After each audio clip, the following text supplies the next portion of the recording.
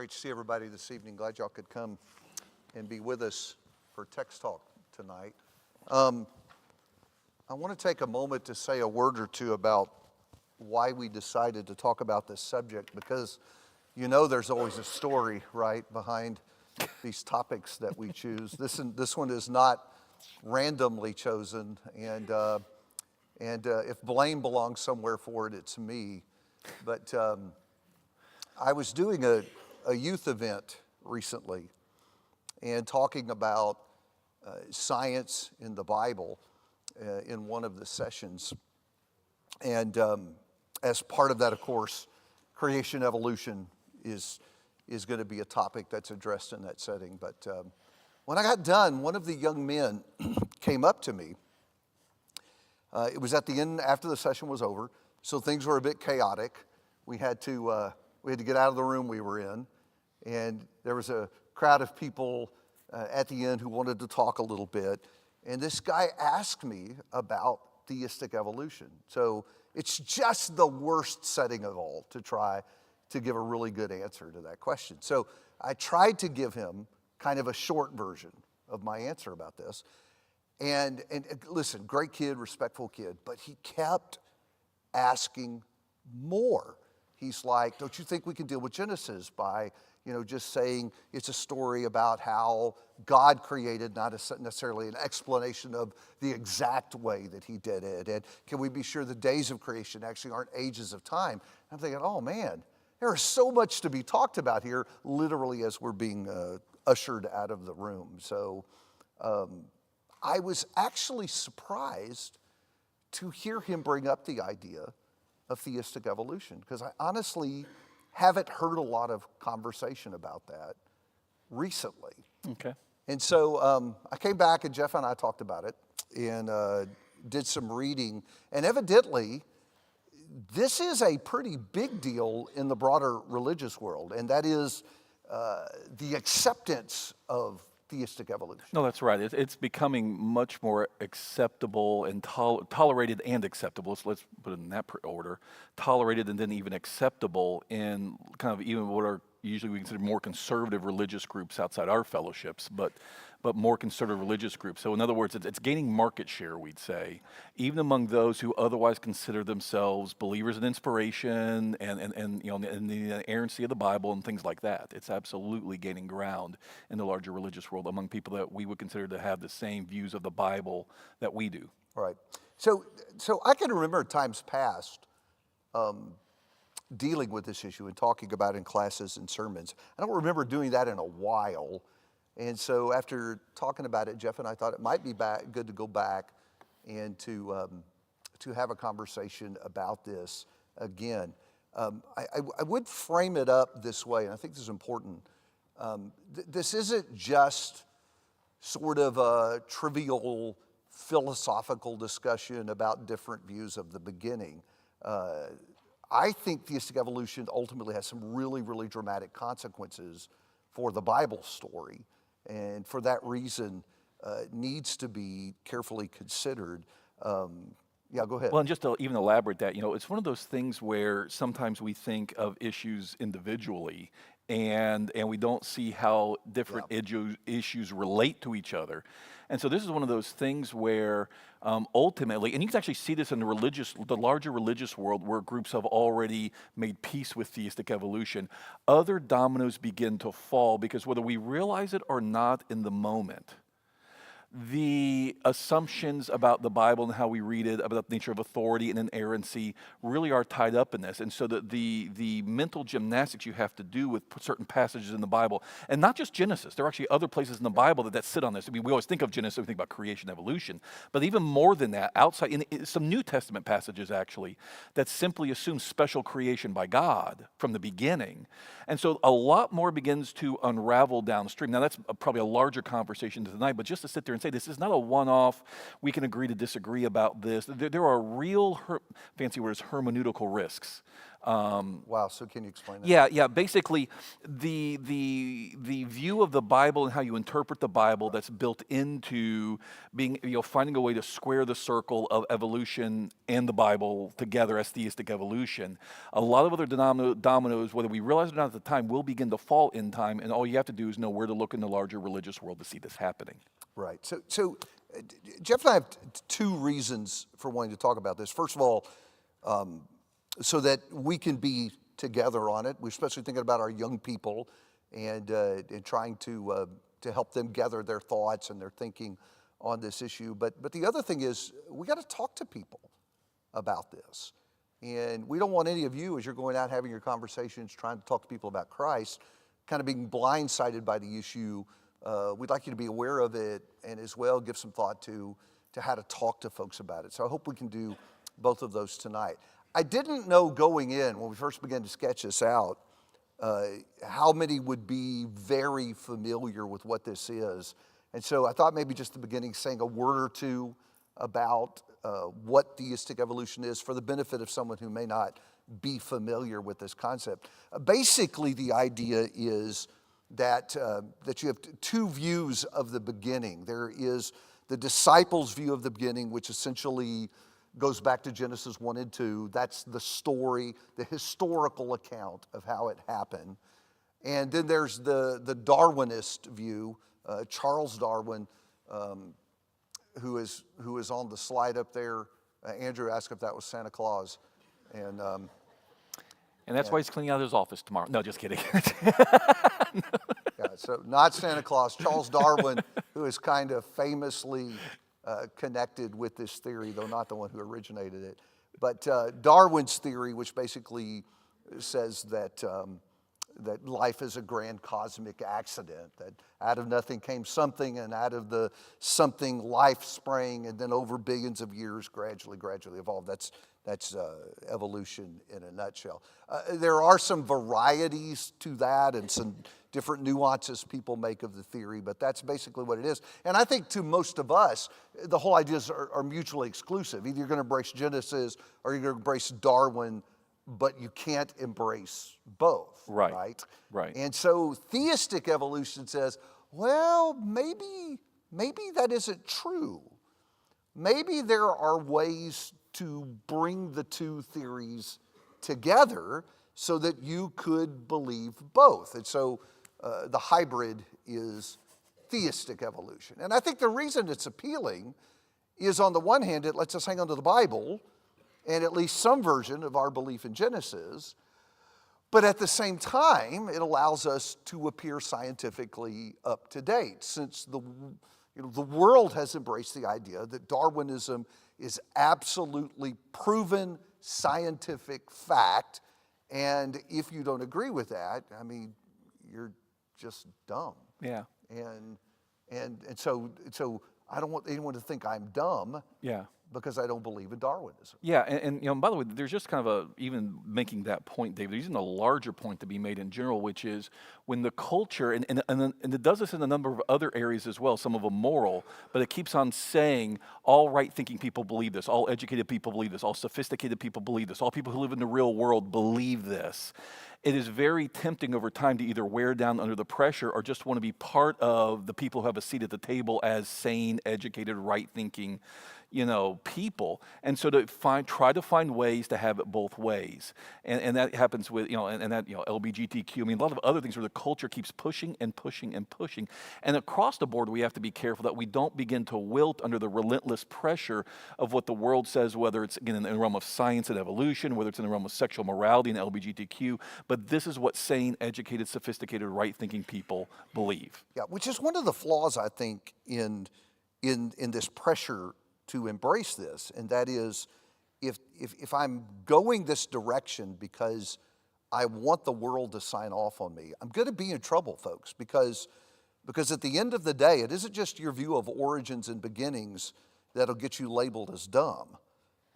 Increasingly, as the gap between where we are and where the world is grows wider and wider, we're going to have to embrace the idea that the world is going to think we're foolish about stuff. So one of the concerns that's behind all of this is a lot of this is about doing something, saying something to make me appear scientifically up to date. Right. Which again, if you want to know how silly that becomes, we've got people in culture today who are saying a man can wake up tomorrow and be a woman. And saying it's science, ironically. Yes, and science is signing off on them. Yeah. So it's going to get tougher and tougher, and I think what we need to do is embrace the challenge of being looked at like a fool. Yeah. Because I think that's the reality of the place we're going to end up in, no matter what. And so part of what happens too, just to kind of finish the renewing of your mind, being transformed by the renewing of your mind piece of this at the 30,000 foot level we're now talking now, where we're going to have to learn to resist culture, society, education's pressures about what is assuredly known or something like that. Is this, that more and more we're going to ask ourselves, did I get this idea from reading the Bible, or did I get this idea from the culture, and now I've got to figure out how to make the Bible fit with what I heard in the culture? Whether the culture is claiming the mantle of science, whether the culture is claiming the mantle of this is what justice or morality actually is or involves. A lot of those heavy words, justice, morality, education, science, whatever, these power words, they're used to try to force people to compromise to a different authority, because those are authority words in our culture. And so the more and more you have to ask yourself, where am I trying to figure out how the Bible fits with the culture, or am I asking how the culture fits with the Bible? That's got to be a ground zero question across the board that we've got to do. We've got to teach our young people, our children, to do this as well. Coming back to the idea of the theistic evolution, it actually in some ways helps the theory of evolution. Because as we'll deal with a little bit later, some of the big hurdles for evolution are things like, how do you get the startup materials to begin everything? And how do you get life from non-life? If you're going to allow God into the equation, then suddenly you've got some solutions for some of their problems. Well, yeah, because even just another way to kind of define theistic evolution, it's there are two things going on there. Number one, it allows me to sit there and take one of the fundamental assumptions of the theory of evolution, which is that basically random chance, natural selection, what have you, produce these selective advantages, and that's how you get progress in life, in higher life forms and what have you. And so now I actually, now I can keep God by saying, God, it may not look like that to the scientists, but really God was behind the random chance. What appears to be the random chance. And so, and then the other thing is it solves problems of the Big Bang. Where did the stuff come from to start? The Big Bang was when God said, let there be light. And so now I've got a way to solve, ironically, what science can't ultimately solve. And then flipping that over, they have some solutions for Genesis too. And y'all may have heard some of these things. One of the things they do with Genesis is they say the days of creation are not 24-hour days, that they're actually ages of time that may have lasted for millions and millions of years, which gives you your time for evolution to work itself out. Or they'll say things like, I think it's a more popular today to say, well, Genesis was never meant to be a historical account of what actually happened. It's just symbolism. It's the story God told. Or even myth. Parable, whatever. Yeah. It's a story God told to say, I did this. I made everything. Yeah, exactly right. It's not ever supposed to be understood as a historical account of what actually happened. Right. And so they dismiss Genesis by labeling it as a myth or a parable, or just symbolism, not what actually happened. So the question we have to answer about all this is it true? Because at the end of the day, folks, that's the only thing that matters. And what I mean when I ask, is it true, what does the evidence support? What is logical and reasonable? And so Jeff and I want to explore that a little bit with you tonight, starting with evolution itself and the pressure people feel to somehow make the Bible agree with Darwinism. That seems to me to be kind of the underlying thing behind all of this, is because Darwinism is proven scientific fact, Darwin's evolution, we have to figure out a way to line the Bible up with it, okay? And so one of the ways to deal with this is to first ask the question, well, but is that claim true? Got to be careful about working with someone else's assumptions, and I think that's true in this case as well. The assumption of culture is that Darwin's evolution has been scientifically proven. Yes, but is that claim Well, that's true? ironically the popular myth about evolution in the culture. Yes. And I think that's exactly what it is. I think it's a popular myth. And I meant to say this a minute ago. There has been a determined effort to create this myth in our culture. What I mean by that is this. There has been an effort made by those who hold this theory literally to prevent kids, for example, in public schools from being taught anything else. And so we're told you can't have religion in the classroom, therefore the only thing that can be taught is Darwinism. There have been lawsuits in this country to prevent schools from even mentioning Up to the Supreme Court, actually. yes, mentioning alternate theories. There was a big lawsuit in Pennsylvania, and I don't remember the school district off the top of my head, but all they wanted was a sticker in the front of their science book that said, There are other possibilities. there are other possibilities, and kids are encouraged to explore all with an open mind. Yeah. Right? Yeah. What a terrible suggestion. And the school district was sued and lost because they wanted to encourage kids to do that. Which all I'm trying to say by that is the deck has been stacked in favor of one side on all of this, on creating this myth. The other thing that is not being taught in public schools generally is the flaws and weaknesses of the theory. All kids are getting is one side, just the evidence that they believe favors it, and aren't giving an opportunity to have a critical mind to look at the other side. Yeah, and I think there's two things that are really worth emphasizing here at this point, David. Number one is beware of the word games that even the scientists themselves, as they're claiming authority over this issue, play. Think about this. In science, when something's called a theory, why is it called a theory in science? Some of you are muttering it, and that's okay. But because it's not actually proven fact, it's still a theory. And so, so what the scientific world does is it takes what it still admits is a theory, but literally the PR campaign is to treat it as fact, which is why no other theories about origins are tolerated. Can be advanced, yes. That's exactly right. So notice the word, but scientists know because they can't actually properly, within their own nomenclature, their own way of naming things. I almost did. I fixed you it. robbed me of the I opportunity. fixed it. But this is the dance we do all week. Nomenclature. Would y'all needed help with that one too? But they literally know they can't change the title of what it's a theory, but they want you to believe it is proven fact. So there's a word game going on right there within the whole thing. The other thing is this, and this is something that's really important to understand. We want to treat it as science, but all stories of origins, all claims about origins by the very nature cannot be ultimately I almost did it again, adjudicated, cannot be explained scientifically because origins by their very nature are unrepeatable and unobservable. Even if you believe it was goo, the goo wasn't taking notes and writing an eyewitness account. And so the problem is by its very nature, ultimately by its own, by science's own rules, these questions cannot be ultimately adjudicated. It's always myth or religion or philosophy that has to sit above science, strictly speaking. Right. So when the claim is made that this is proven fact, let us suggest to you 3 topics to consider that I think would illustrate otherwise.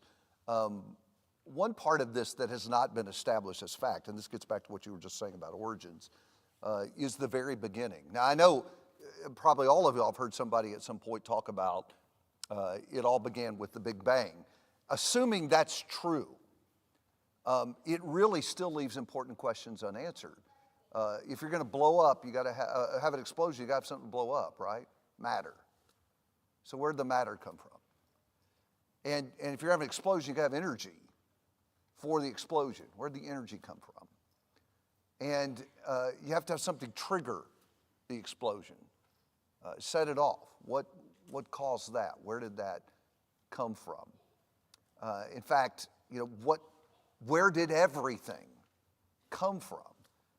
And candidly, evolution does not have an answer to that question. All that science does on that issue for them is present problems and challenges. And ultimately, and I mean, you can go to YouTube and look at this yourself. Ultimately, the current scientific theory is, there was nothing, and out of the nothing came something. I mean, literally, you can see eminent scientists like Richard Dawkins, the most famous atheist on the planet. The high school kids know this because we've looked at the videos of him in Bible class, claiming that, it was literally nothing, and out of that came something. I think that's a pretty unreasonable answer.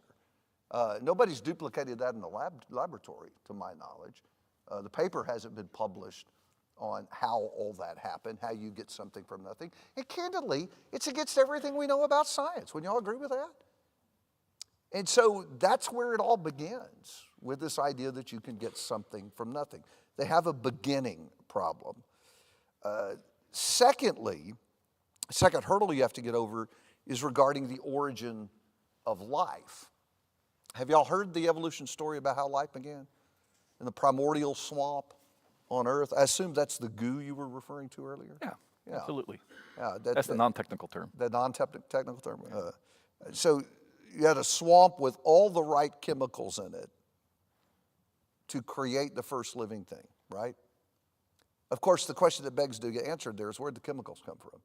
How did they get there? And how did they get there in the right amounts? And that somehow all the chemicals come together and lightning strikes it, and lo and behold, the first self-replicating single-cell animal came alive. That theory was easier to maintain before they discovered DNA.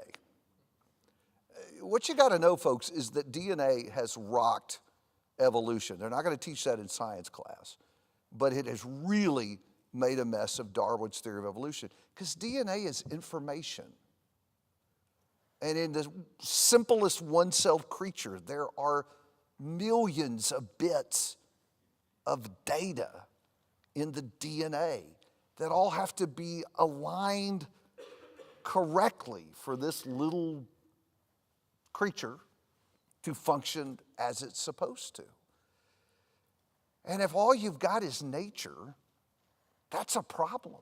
Right. How do you account for nature organizing the DNA in that first simple creature? Bear in mind, Darwin didn't know anything about DNA when he advanced his theory. Yeah, he was just looking at, his famous voyage and looking at creatures, out in the Pacific, and, that's a little bit of a stereotypical vision, but nonetheless, he was making macro observations. He wasn't looking at how things ticked. Exactly. And so remember that the guy who's considered the father of the theory had no idea about the mini computer running in the DNA of our cells. Well, and to take a step back, so what begins to happen as, ironically, we discover more about things as they are. Now, how they came to be, but as they are now, is you mentioned, DNA is functionally information. And so really, again, you're back to information theory now. And is this how we know information, and it's theoretical? Now we're doing philosophy. This is the dance you and I do. You like the science arguments, I like the philosophical arguments. This is not how information works philosophically. It doesn't, you don't get something out of nothing, and you don't get this kind of meaning and function randomly and by chance. It takes certain kinds of inputs, intelligent inputs, to develop information in a way that brings meaning. The other thing that's interesting about all this too is causation. There are assumptions about the nature of causation philosophically in all of this that could be questioned and challenged, because causation itself is a philosophical study, and you can find books on it by philosophers about the nature of causation. Well, to me, probably the most compelling illustration of the problem this has created is what some of the current theories are about how you get the DNA in the first living things. And you do realize that we have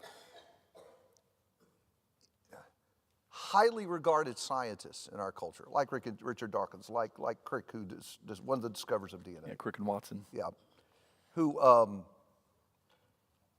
argue that one plausible explanation for DNA and the first living creature is that aliens visited Earth and seeded simple life forms in the primordial swamp. Think about that. And listen, that's just not some nutty preacher getting up and telling you that. Go on YouTube, not right now, but when you go home, go on YouTube, and you can listen to them say it themselves. That maybe aliens visited and seen life on Earth. So why would they say something like that? Two observations to be made about that. Number one, that's the problem. To say that DNA is a completely natural thing, nature did that on itself, is just such an absurd notion that they've got to find something else. Secondly, you'll notice that something else isn't God. Why would they embrace aliens and not God? Because unless an alien's holding a phaser to your head, you don't have to do what he says. But if I make room for God, suddenly I've opened the door to someone who, like as Jeff liked to say, has a right to mess with my life. So the truth is anything but God. But it's a problem for them. It's upended the whole theory. And I think Because meaningful information has to come from somewhere. yes, intelligence. Yeah, intelligence. Yeah. So number two, they have a serious problem with the origin of life. And the more we understand about life, the bigger that problem gets. This problem is not getting easier and clearer for the evolutionists. It's getting harder and harder and harder with every passing day and every discovery. The third big problem is that you just don't get the evidence for one kind of life gradually evolving into another kind of life. That's the fundamental claim of evolution. And by the way, it's one area where the Bible is in conflict with evolution.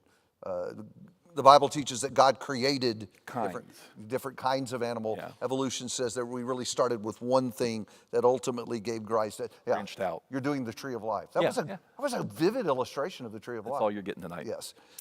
But at the base of that tree, at the root, is this one first simple life form. The problem is, there wasn't evidence for that in Darwin's day, but Darwin was convinced that we would get the evidence by doing the science in the years to follow.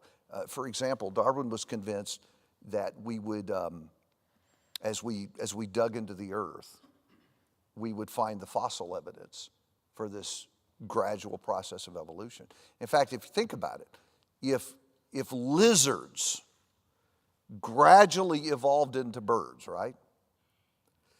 Then you've got to literally have millions and millions of little subtle changes from something that's really a whole lot like lizard to something that's a little more like bird to something that's a lot more lizard than bird and so on. You see the process? Millions and millions of changes over a long, long period of time. And what they anticipated was there would be all this evidence in the fossils. Well, that just does not proven true. Even if you accept what they claim to have found, which a lot of that is open to argument. Interpretation, and how do you know you really found a missing link versus a weird animal that was a one-off because, it had a disease or something. I mean, there's just almost nothing. Well, and to that end, people always forget there was a paleontologist named Stephen Jay Gould, Harvard no less, so hardly coming from, mainstream elite institution. And Stephen Jay Gould had the theory of punctuated equilibrium because he was at least honest enough to admit that there were no missing links. The fossil record simply does not sustain the theory. Now, again, to your point, he wasn't ready to go back to God yet, so he came up with a theory called punctuated equilibrium. In other words, rather than standard neo-Darwinian assumptions that it was slow, gradual changes over the eons. Happened fast. Long periods of equilibrium punctuated by periods of rapid change, and they were so rapid in the millions and billions of years of the fossil record, the odds of you finding the transitional forms is virtually none. So basically, he argues even harder, so to speak, without evidence, that this must be true. Well, and the interesting thing about that is that the fundamental theory never goes away. We just come up with a new hypothesis to try to prop up the theory. That's there are some guys writing about this. So you got all these pillars that have been assumed all this time that have literally just collapsed, and yet somehow the theory is just floating out there without any really basis or support under it. The other problem with this idea that one animal gradually evolved into another kind of animal is, again, DNA. Because what you are as a human being, what your body looks like, your DNA has the info to make that, to make you who you are, to make your body do what your body does. And so one of the problems is, if you're going to become something different than that, well, you got to rewrite code, right? Just like people who work with software, you got to rewrite the code in the system. Yeah. And so their theory is nature rewrote the DNA code, right? But again, the question is, without bricking the system. how do you do that, right? I mean, come on. Human beings have been taking dogs and breeding dogs to come up with all kind of new ugly versions of dogs. Yes, that was intentionally a shot at the dog. Is that because you're a cat person? No, no. Dogs are bad, cats are worse. You just don't like God's creatures. This is ironic we're talking about this tonight. I just don't like caging God's creatures. So, I get in trouble with the dog lovers all the time. But anyway, we come up with all these goofy versions of dogs, but nobody looks at them and says, I think this one's kind of starting to look like a giraffe, right? Yeah. They still got 4 legs and a tail, unless y'all lop it off for some reason, and ears, and it's still fundamentally a dog and looks like a dog. Why is that? Because there's limits genetically to what we can do. All the crossbreeding you want to, still going to be a dog, and that's because of the DNA. So DNA just continues to be the game changer in all of this, and current evolutionary theory just doesn't have an answer for that. Well, and along that line, to frame that particular issue a slightly different way, again, scientists who know that there's a problem with the standard theory. This guy is at Lehigh, Michael Behe's his name. Popular book he wrote was called Darwin's Black Box, but the whole issue there he explored was the concept of irreducible complexity. What he's admitting is that you actually, if the whole, neo-Darwinian theory is you have these random chances that give give an organism a more likely chance to survive, and therefore they're naturally selected for continuation instead of extinction because of these random mutations, these random changes. The problem, he says, is you can't explain things like a highly complex organ like the eye, because Behe's point is, if we're honest, there is no intermediate stage in the eye's development in which it gives natural advantage until you actually have a functioning eye. And so literally the theory can't account for how the eye evolved if they're being honest by the own rules within the scientific system of evolution and its research. And so he blows the whistle and pays the price that all truth tellers within the system tell, which is, kind of being blacklisted and pushed to the side. He was tenured where he was at, so he couldn't be fired. But ignoring the fact that he's saying, look, by our own rules, by our own theories, you can't actually explain how an eye ever gave, short of when it was functioning, how an eye ever gave natural advantage, and therefore an organism, over millions of years slowly developing all these parts that you'd have to have an eye, ever worked. And I can't remember if it was Behe or somebody else used the analogy of the mousetrap. A mousetrap gives you no advantage. That was Behe. Was that Behe? Yeah. The mousetrap gives you no advantage until it works. Until then, it's just clutter in the garage. It's just bits and parts and things like that. Until it actually functions as a mousetrap, it does not really give you true advantage in survival. By the way, it was Darwin who said, if someone could show that there was a part of living things that could not have been evolved over a series of slow changes, something that was irreducibly complex, his theory would be proven false. Yeah. So that was Darwin understood the implication of that. It's just his followers have not. By the way, you heard Jeff allude to Behe not being allowed to teach, and I can't remember if he wasn't allowed to teach or if he was just kind of pushed to the side. Punished in his department. Yeah. Dean Kenyon was the same way at San Francisco State University, taken out of the classroom. That's how the system is rigged. You see it? So if someone comes along and says, I think there's evidence for an intelligent designer, instead of letting him teach it his way and let the kids weigh the evidence and decide, academic freedom, they literally remove him from the classroom and don't let people hear his voice. Why is that? If all the evidence is in their advantage, I'd love to have the guy teaching the other wacko Bible theory down the hall saying his thing because nobody will believe it. We'll just give the kids all the other evidence. Well, and keep in mind, if it's still a theory, then why can't alternative theories be taught, Right. given that we're all on the search for truth and knowledge here? But the fact that one theory and its adherents have to say no other theory and it's their adherents can have a word and respectable academic space tells you why not. If it's really, kind of like Gamaliel said of the Jesus followers in Jerusalem, if it's not of God, it'll die on its own. It'll die on its Let's, if we're really truth seekers and this is really in an academically open marketplace, if it's still a theory, and we admit it's the theory of evolution, let other theories be taught and let's see what happens. I think that we are living in a season where evolution, Darwin's evolution, is being questioned more than it ever has before, which really raises a question for us.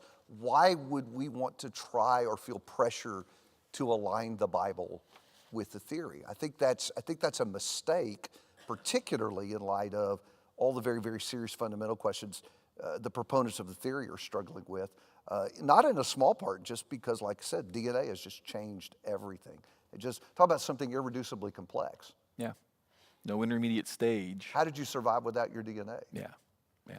And it just isn't possible. Okay, we need to deal with the other side of this before we run out of time, and that is the efforts that are made by theistic evolutionists to deal with Genesis. And we want to say a couple of things about that. First of all, if you go back to Genesis 1, there's this suggestion that maybe the days in Genesis are not literally 24-hour days.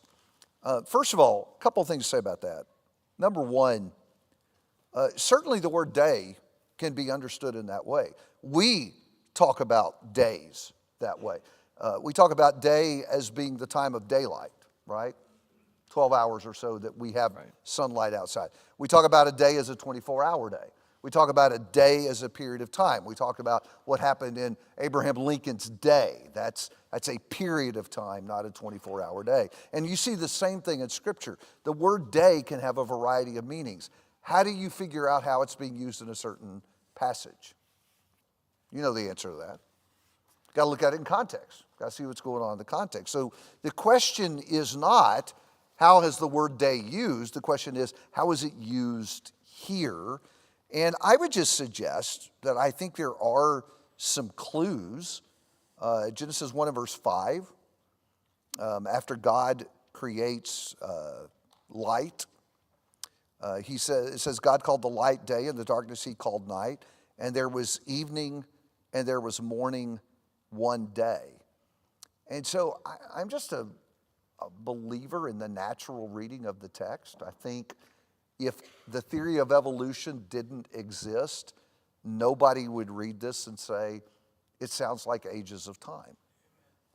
It just sounds like a normal day. And then you have references to the days of creation in other places. If you go to Exodus 20, for example, do y'all remember what's going on in Exodus 20? The context? It's the Ten Commandments. And so this is the verse 8, Exodus 20, verse 8, the Sabbath day commandment. Remember the Sabbath day to keep it holy, right? But then he adds, 6 days you shall labor and do all your work.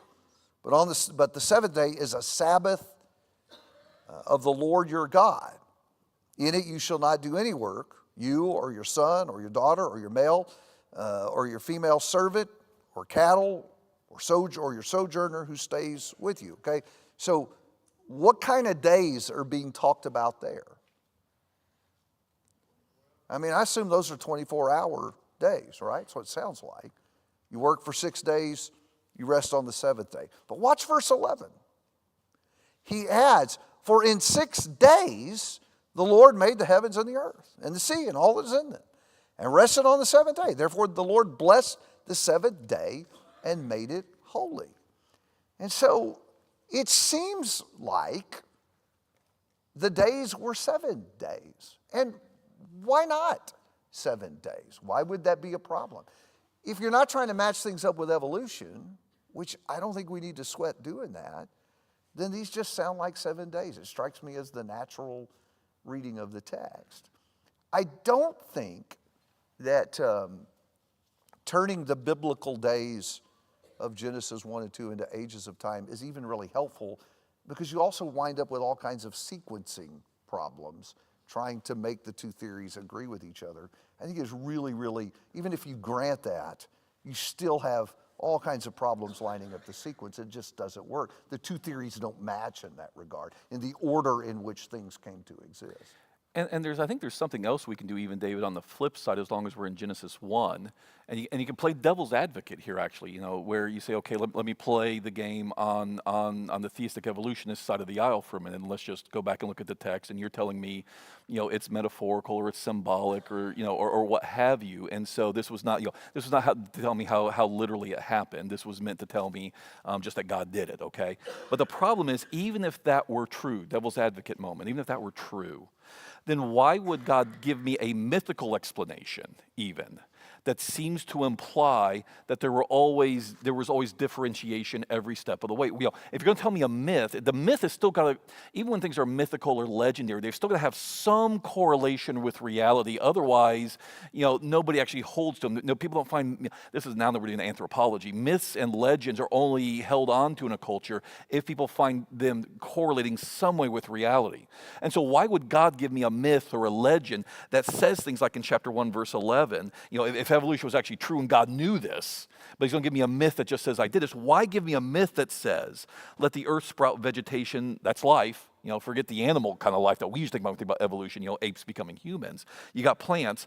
Let the earth sprout vegetation, plants yielding seed, fruit trees bearing fruit, in which is their seed according to its kind on the earth. So now we're not talking about evolution, we're talking about immediate reproduction according to kinds in the plant world. That's not, why would God, even if God's trying to tell me a myth or a legend, just as I did this, why tell me a myth that that is that far the literal opposite of what actually happened if evolution is the literal truth? Does that make sense? Which, by the way, so you're not going to satisfy the critic, because that's exactly what the critic will say. Yeah. If you came along and said, well, it's just a story, it's Yeah. just a myth, right? Yeah.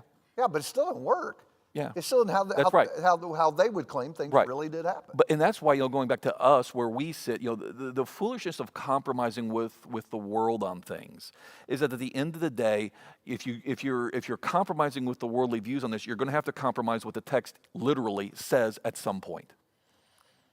Whether you realize it or not at the time you begin to play this dangerous game, you're going to wind up at some point along the line compromising what the text actually does say. Even if I want to say, okay, I'll play it on your grounds, myth and legend, why tell me a myth that says this if you're God and the Bible is still inspired? Right. Now, if it's a human construct, sure, they didn't know better, whatever. But if it's from God, the myth still has to square with actual reality at some point. And God, if it really is theistic evolution, God knew he was evolving stuff. Why tell me a myth that doesn't work in 2025? Right. Well, let's talk about this idea. This is, to me, the most dangerous claim of theistic evolution, that the story is just symbolic, that it's not meant to be literally understood. And to be sure, the Bible uses figurative language. It uses symbolism.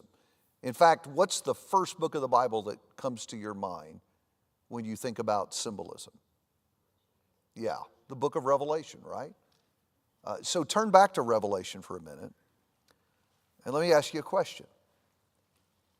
How do we know the Bible is using symbolism and figures? Revelation. Because the Holy Spirit tells us he is using symbolism. In fact, at one place in the book, he's cried overt about that. There's a vision of Jesus in chapter 1. And as part of the vision, Jesus is standing in the middle of 7 lampstands, right?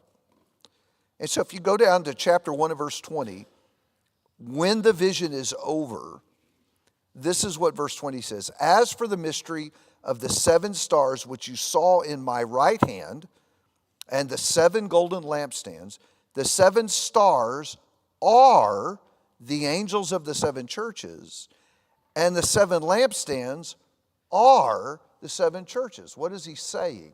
In that vision, when you saw lampstands, those symbolized my churches. And so it's actually a picture of Jesus standing in the middle of the churches. How do we know that's symbolism? Because he tells us that it is. We know that's what he's doing in this book. You don't just get to randomly go to a place in the Bible and say, hey, I think I'm going to decide this is symbolic and not literal. There has to be a reason for drawing that conclusion. Revelation gives us a reason for doing that. So going back to Genesis, what reason do we have to conclude that Genesis isn't literally true? What reason do we have to conclude that he's using symbolic language? Or is it describing events that are beyond God's ability? Is God not able to say, let the air swarm with birds, fill the oceans with sea life? Is God not able to do that? Obviously, he can. In fact, other places, like in Matthew 19 of the New Testament, we have references back to God's creative work in the book of Genesis. Now, the reason that is so serious is if we start randomly allowing ourselves to alter the story by saying, well, it's just using symbolism, where does that stop, folks? Why couldn't somebody go to Acts 2 and say, well, you know, baptism was just a symbol. It's not that we literally need to be dipped in water. It's just symbolic of the cleansing God has done through Jesus. And this is where, what we said at the beginning, that hermeneutical implications, this is a hermeneutical implication. How you read the Bible in one place is going to affect how you read the Bible downstream in other places. That's why this is very dangerous. And you think you may be able to keep theistic evolution without having other interpretive consequences of the Bible, and you can't.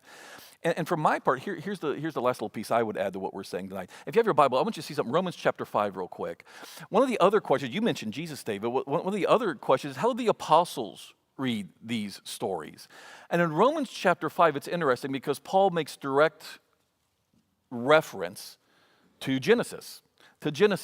Romans chapter 5, and pick up in verse 12. And for sake of time, we'll read all the way from 12 to 21. And listen, usually we get a little turned on in this passage because Calvinism has made a big mess of this passage, nature of, inherited depravity, original sin, imputed righteousness of Christ. A lot of, but set all that aside, just think about, at the end of the day, what's Paul assuming when he says here, therefore, just as sin came into the world through one man and death through sin, and so death spread to all men because all sin, and he goes on to explain all that. Then, basically through the one act of righteousness of Jesus, life came into effect.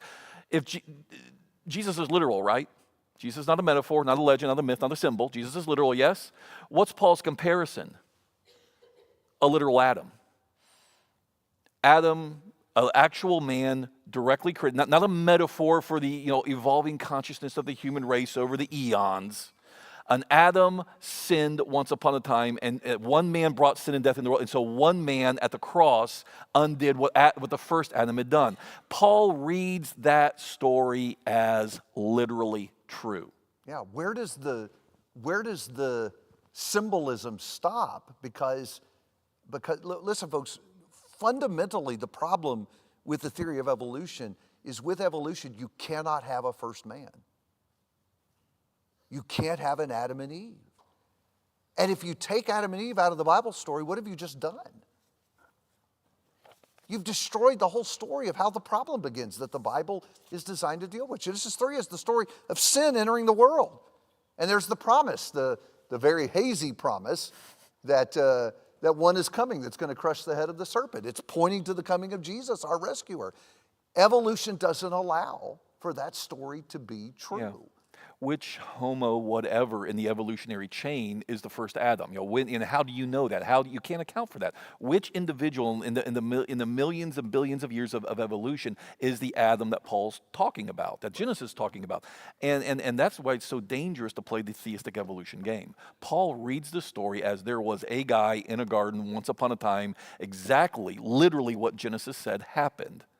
And that's where Jesus is answering it literally as another one man. So you literally, with this theory, take away the foundation of the whole Bible story. You see the problem? You see the consequences? That's why we said at the beginning of this, it's a trivial matter. Isn't this kind of this philosophical discussion about origins and how everything started? At the end of the day, If evolution is true, the Bible isn't. The two cannot go together. But hey, it's a theory with lots and lots of trouble. So the pressure we've been feeling to match up the Bible with it is an unnecessary pressure. We shouldn't feel that way. You guys got some questions about that? We'll be glad to talk about it some more. Let's have a quick prayer before we wrap up tonight. It's been a blessing to be together with your people tonight, Father, and to think about your record of how things began. We pray that you will give us strong hearts and strong faith to face a world that more and more doubts your presence and your work. In Jesus' name, amen.